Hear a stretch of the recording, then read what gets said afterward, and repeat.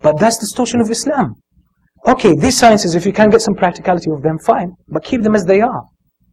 Don't try to say that's Islam. Because obviously they could be proven wrong ultimately after that. And the problem with that is that you lose originality. We already have something better. We have something far greater in Islam. And if you suffice yourself with this and say that's Islam, now anything that contradicts NLP is rejected. That's a problem. You lose originality.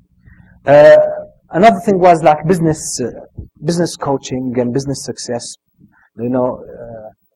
and all these courses on business performance, which are good by themselves if you can handle them well.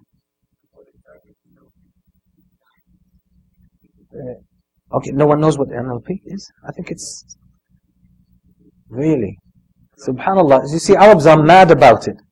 It was originated here, actually in the States and in Canada. Abu Shahada. Oh.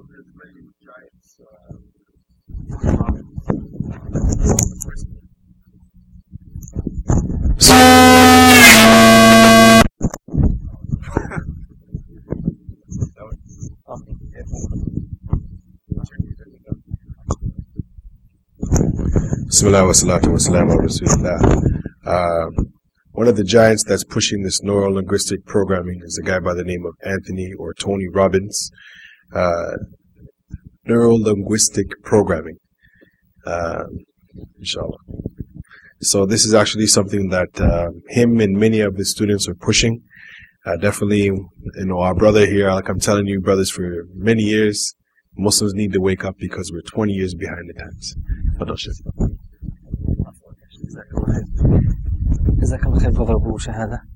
Yes, so basically, subhanAllah, I was surprised. I thought that was a very common thing here in NLP. I thought it was very common because it was originated here in the Canada and the United States. But now it's all over the place in the Arab world and hardly anybody knows about it here. It just shows you.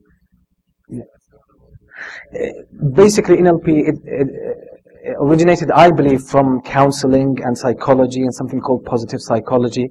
So what they do, they just, they use these psychological findings in a positive way. Rather than treating illness, mental illness, they just say, we want to reach optimum performance, something like that. So they basically, to me, it's a deen. And to me, it builds upon the same thing. You create a set of beliefs, and these beliefs carry you, because that's how humans function. This is how humans function. If you develop a belief in something, consciously and subconsciously, you are directed to that. You pursue it. And this is something I explained on Saturday, when I talked about our attention being selective and our intellectual process even being selective, which we will come to again, inshallah, later on. Okay, all of this as well, like business and other things, like people want to see them as Islamic. Now these are human findings, that's fine. If you can use them practically, benefit from them and keep them as they are, fine. But don't claim that these are Islam.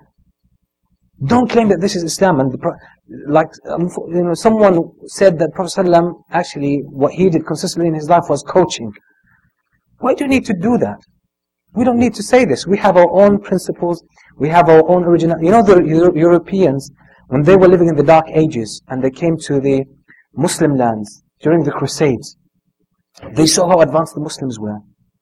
And yet, they came and learned from the Muslims, and they carried that science back to Europe, and that's the origin of the technology that we have today, that the West has today. It's based on that. It's based on the science that the Muslims preserved from the nations that came before them and developed greatly. But they did not take Islam with them. They took these sciences, they stripped anything Islamic, and they maintained their identity. Why do we have to give up our identity and take these things? If you can find benefit in them, fine. If they are part of a sunan al-kawniyya, as we said, the things that govern human life, you can benefit from that. There's no harm in this. But don't call it Islamic. The Prophet ﷺ was doing coaching, or the Prophet ﷺ was hypnotizing his companions or something like that. That's the problem of it. So we have to be careful as the way we approach our deen. The problem is that we lose our character, our individuality, our uniqueness, the originality of our deen. If we say NLP is Islam, it's not like that. It's not like that. Okay, some people actually, they end up desperate. They say the situation is hopeless, and unfortunately in the Arab world, the elderly generation is just like that. All the time they spend the evening watching TV news and just cursing everyone on earth. That's it. And praising, unfortunately, Hassan Nasrallah and Hezbollah. There's a book I recommend that you read. It's for someone originally from Iran. His name is Trita Parsi. He's a professor at John Hopkins University. And he's the #1 expert in American-Iranian relations. He's written a book 2 years ago. It's called Treacherous Alliance: The Secret Relations and Dealings Between the United States, Israel, and Iran. He reveals, it's all documented, it's all about facts. It will tell you so much about about whether Iran really, there's a problem with Iran developing nuclear weapons, as they try to convince everybody. Okay, some people actually decided to seclude themselves. And they said we need to create our own environment, and we live by our own standards, and they sort of disengaged from the world. Now this doesn't apply to all of Jamaat Tabligh, but some of them do that. A huge number of them, they have this mentality. To the extent that sometimes you think they live at a different age, totally different age from today. And the problem with this is that you lose contact with the world.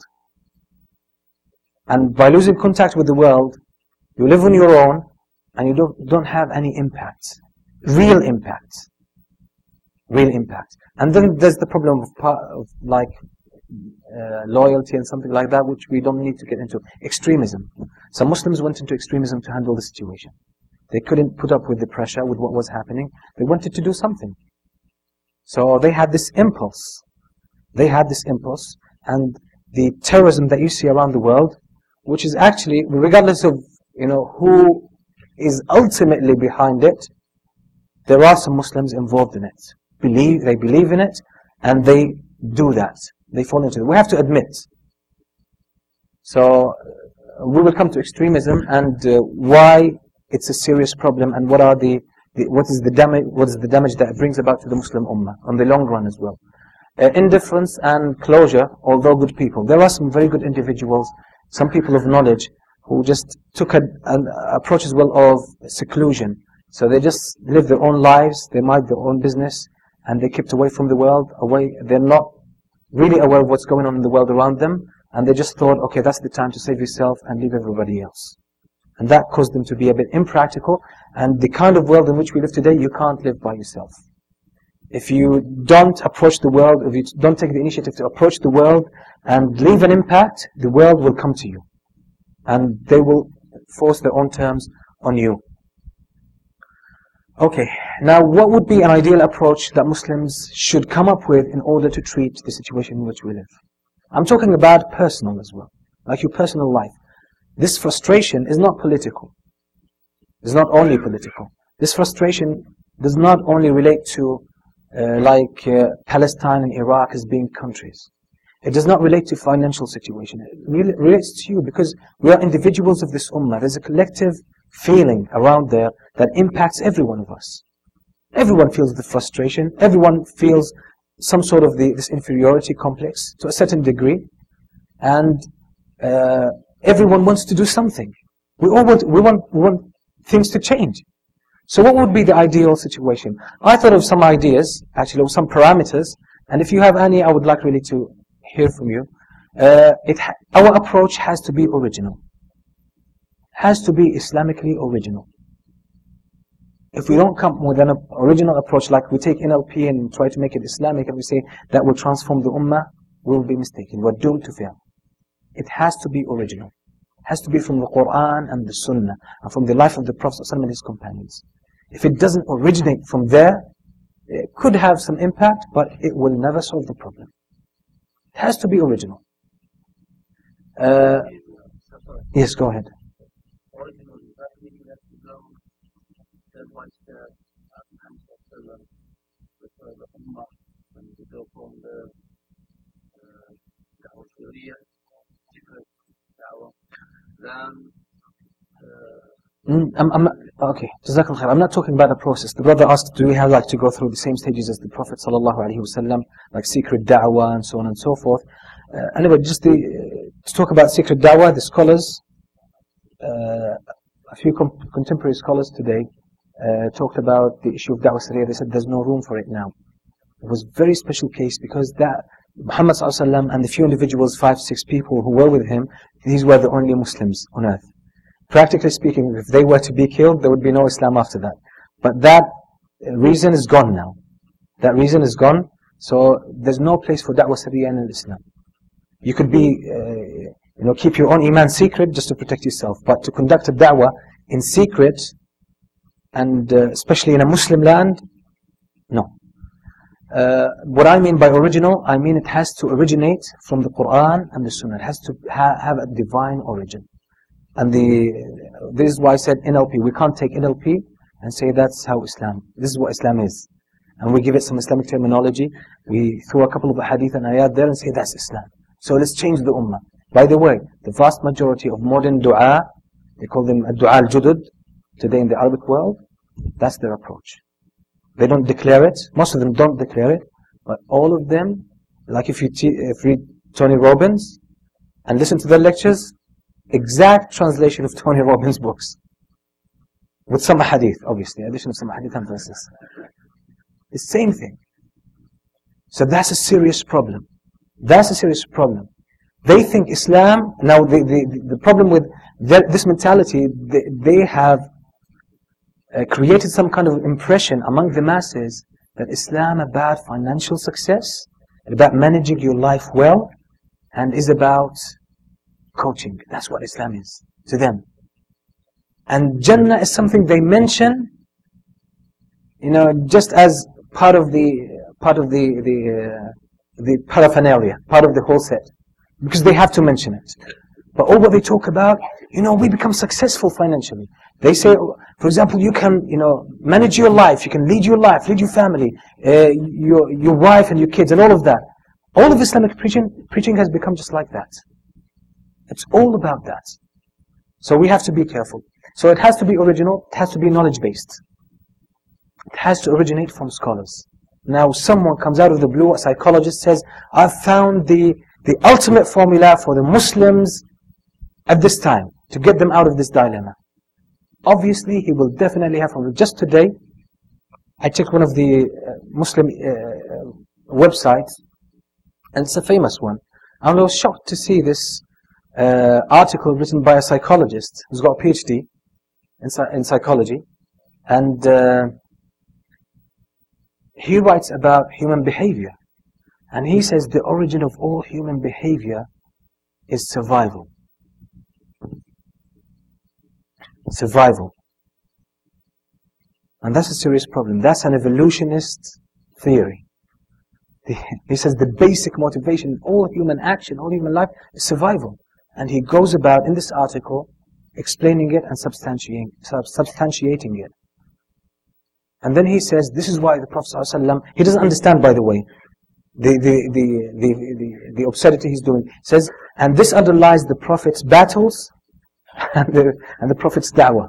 Now, I don't know how he got to this conclusion, but we have to be careful. Now, we can obviously benefit from psychology, from humanities, human disciplines, human sciences today. There's no problem. If we can benefit from them, we do.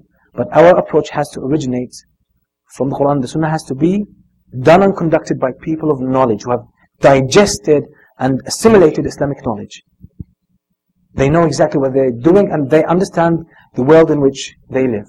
It has to be practical, because someone, which is available today, in the books we have, by the way, the formula.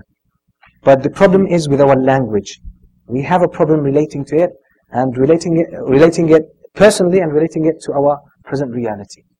It's much of a theory now, because of the problem with the language barrier. And it has to be in touch with today's world, obviously, so it has to be well informed about science. It has to be well informed, because science, as long as it's neutral, it definitely goes with Islam.